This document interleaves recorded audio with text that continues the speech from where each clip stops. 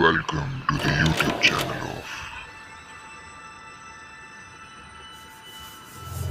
of Accounts का बाप। Hello guys, welcome back to the YouTube channel of accounts का बाप, your one stop channel for all your accounting needs. आज हम करने वाले टेक्स्ट बुक का क्वेश्चन नंबर 8 पेज नंबर 119 पे जो है newly started art circle, Jeevan Jyoti art circle. अब देखो, न्यूली स्टार्टेड आर्ट सर्कल है, इसका मतलब क्या होता है कि ये जो कंपनी है, जो संस्था है ना, वो इसी साल स्टार्ट हुई है, इसी साल शुरू हुई है।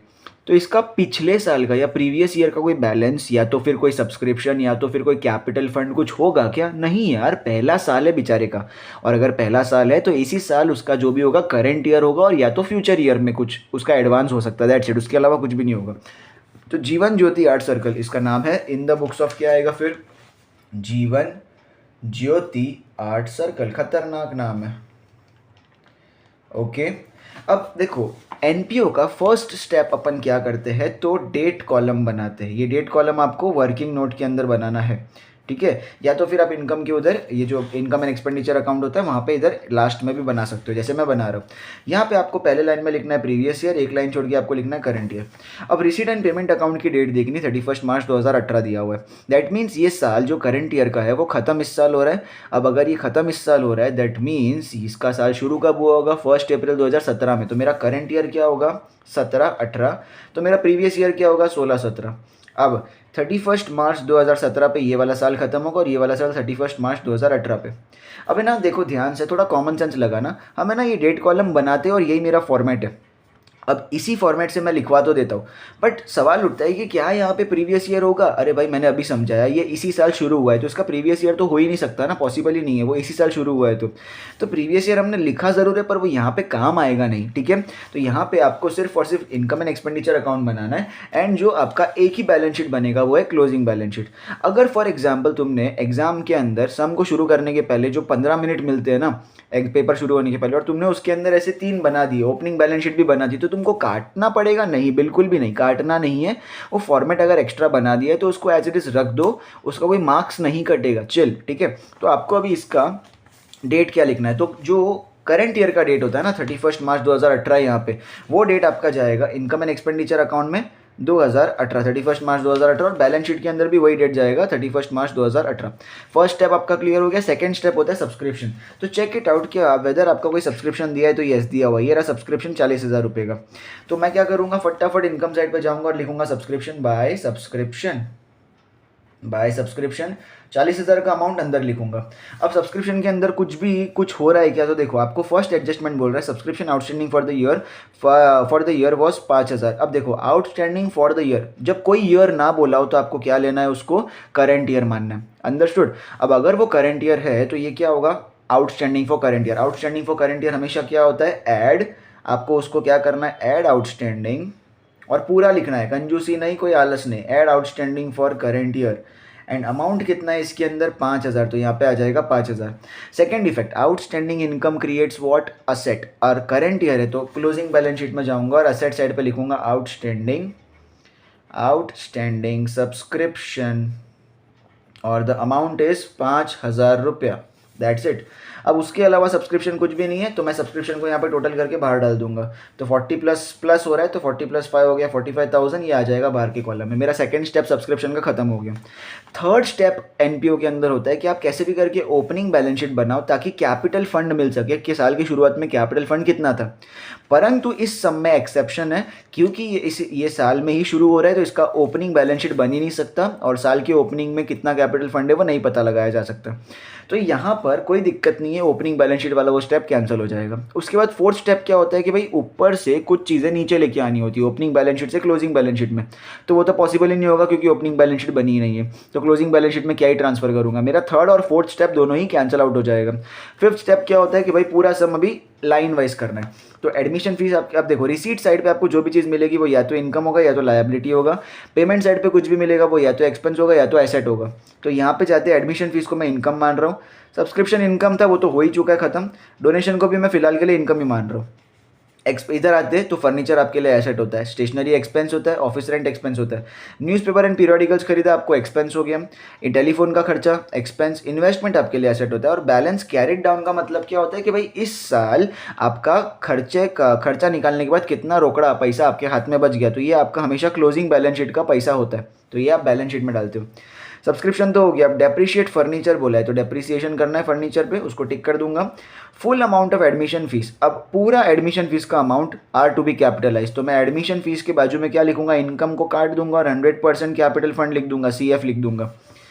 और लास्ट में बोल रहा है 50% of donation funds are to be capitalise, तो इसमें से जो इनकम है वो 50% इनकम मानूंगा और बाकी का 50% में क्या मानूंगा, उसको कैपिटल फंड में डाल दूंगा। ठीक है, तो शुरू करते हैं यहाँ से। सबसे पहले क्या बोला है, एडमिशन फीस। एडमिशन फीस को आपको पूरा का पूरा 22,000 कहाँ डालना है, कैपिटल फंड में। अब कैपिटल फंड तो है ही नहीं, तो मैं क्या लिखूंगा यहाँ पर, कैपिटल फंड का सिर्फ हेड बना दूंगा, उसके बाजू में तो डैश कर दूंगा क्योंकि मेरे पास इसी साल शुरू हुआ था। अब इसके अंदर मैं क्या करूँगा, add admission fees, admission fees.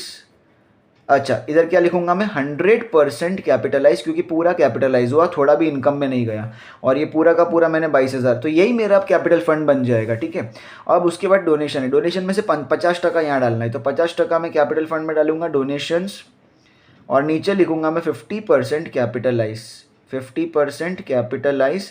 And 18,000 का 50% कितना होगा, 9,000, तो यहाँ आ जाएगा 9,000। अच्छा, इसका बाकी का 50% इनकम मानेंगे अपन, तो इनकम साइड पे जाएंगे और लिखेंगे बाय डोनेशंस, बाय डोनेशंस। नीचे लिखूंगा इनकम है तो 50% यहाँ पे इनकम साइड पे लिखा जाएगा रेवेन्यू, बाकी का बचा कुचा 9,000 रुपया। डन। अब जाते हैं इस तरफ, तो फर्नीचर मेरे लिए एसेट है, तो एसेट साइड पे जाऊँगा और लिखूंगा मैं फर्नीचर। अमाउंट है 12,000, जो कि मैं अंदर के कॉलम में लिखूंगा क्योंकि टिक मार्क है। अब उसके बाद स्टेशनरी आपका एक्सपेंस है 4,000 रुपये का, तो उसको एक्सपेंडिचर साइड पे शो करूंगा, टू स्टेशनरी 4,000 रुपये का। नेक्स्ट है आपका ऑफिस रेंट 2,600 का, तो नीचे लिखना है आपको उसी एक्सपेंडिचर में टू ऑफिस रेंट 2,600। उसके बाद है न्यूज़पेपर एंड पीरियोडिकल 300 रुपये का, तो यहाँ पे नीचे लिखना है टू न्यूज़पेपर्स एंड पीरियोडिकल्स,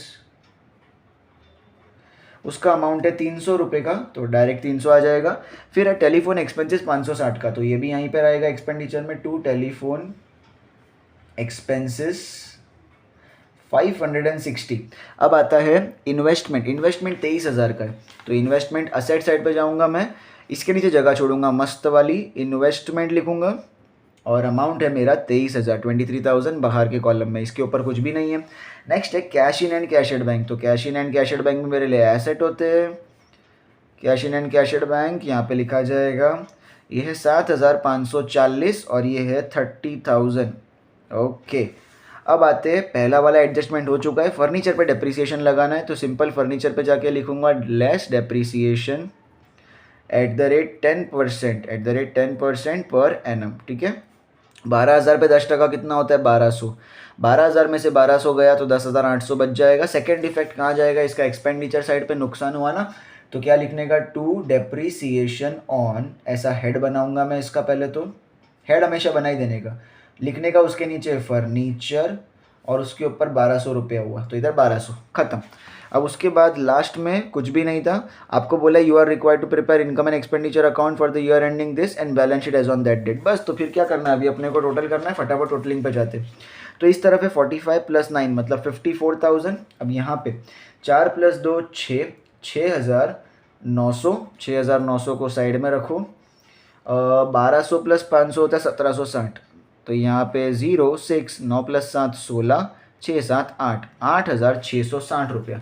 तो 54,000 में से मैं क्या करूँगा, 8,660 को माइनस, तो 0, 10 में से 6 गया 4, 9 में से 6 गया 3, 13 में से 8 गया तो 5 एंड ये 5, 45,340। तो अपना हैवी अमाउंट क्या था, 54,000। हैवी अमाउंट 54,000 को मैं क्या करूँगा, both sides, it will be written on both sides 54,000, और माइनस करके मेरा क्रेडिट साइड हैवी था, मतलब वो होगा सरप्लस, अगर डेबिट साइड हैवी होता तो वो होता डेफिसिट।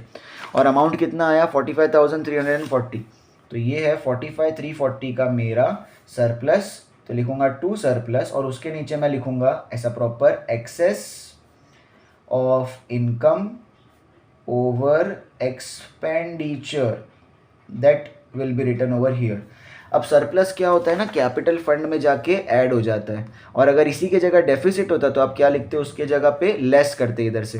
तो 45,340 रुपीज़। अब इन सबको प्लस करके मैं बाहर डालूंगा, तो 22 + 9 होता है 31,000 एंड 45,340।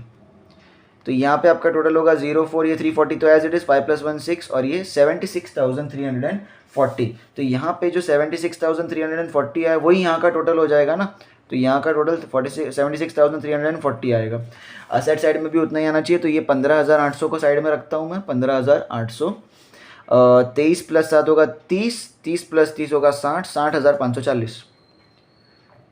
04, 8 + 5 होता है 13, ये 6 और ये 7, 76,340, दोनों अमाउंट सेम आ चुका। इसी के साथ एक ही बार में हो गया ये टैली। लास्ट में आप बैलेंस शीट है तो क्या लिखोगे यहाँ पे, कैपिटल लेटर्स में टोटल इन रुपीस का सिंबल, सम इज ओवर।